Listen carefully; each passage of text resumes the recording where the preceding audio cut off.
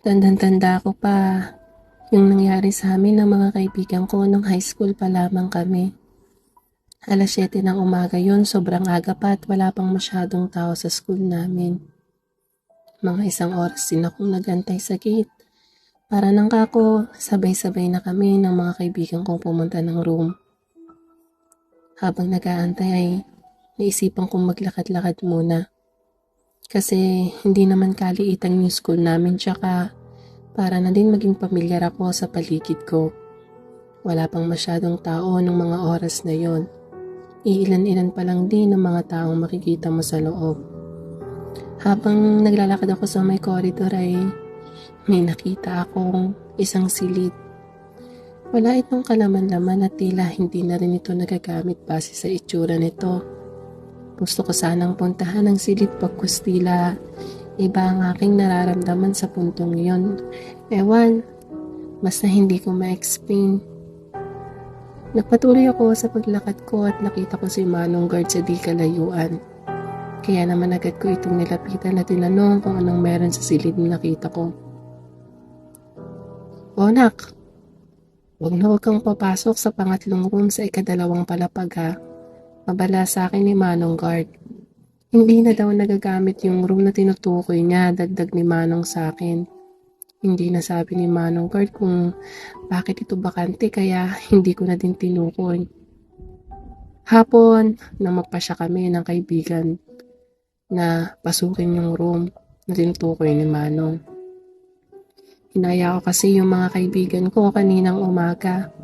Tandang-tanda ko pa, alas 4 ng hapon yun nangyari. Habang naglalakad kami ng hagdanan ay tila nag-ibang hihip ng hangin. Unti-unting lumalamig ng bahagya ang hangin. Mas malamig pa ito sa bawat hakbang. Ilang hakbang na lang at nasa tapat na kami ng pintuan ay patuloy pa rin ang bigat sa pakiramdam at ang paglamig ng hangin sa iba pa ng mga binti namin.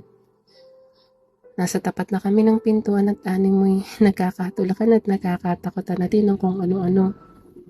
Nagtuturuan kung sino ang mauuna at magbubukas ng pintuan. Ngunit natigilan kami dahil sa isang maliliit na yabag ng mga paa. Animoy nagtatakbuhan pataas at pababa ng hagdanan. Tila may madidinig ka ding mga tawa ng mga bata na tila naghahabulan sila at naglalaro. Takot na takot kami pero nilakasan pa rin namin ang loob namin. Naniwala sa mga linyang baka guni-guni lang ang lahat ng iyon at sarili lang namin ang tinatakot namin. Dala na rin siguro ng panonood ng mga horror at pagbabasa ng mga nakakatakot na libro. Nagpatuloy kami ng mga kaibigan ko sa pangmamasid at dahil sa nagkakatakutan na ako na ang nanguna sa kanila. Dahan-dahan kong binuksan ang pintuan at sinilip ng bahagya ang loob nito. Pumasok na kami ng room at nagmasid sa mga gamit na nandun. Wala namang masyadong makikita doon, tila mga sirang silya at basag na bintana ang makikita mo. Halos ilang minuto rin kami nandoon sa loob. Kinabukasan, maaga akong pumasok at nakita kong nagtitipon ng mga kaibigan ko kung saan malimit kaming tumambay kapag walang klase. Tinabihan ko sila at nagtanong kung ano at bakit tila seryoso ang pinag-uusapan nilang lahat.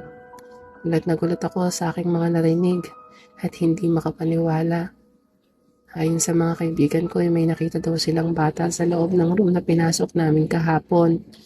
Tila nakangisi iyon at walang mga mata. Ano may gustong ipahawatik sa kanyang pagngiti. Nasabi din nila na tila kumakaway pa ito nung mga panahon na kami ay palabas na ng silid.